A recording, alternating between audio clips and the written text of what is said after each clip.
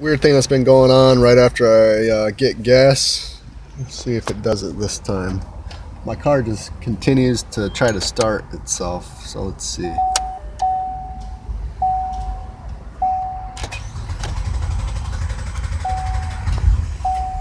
See that shit?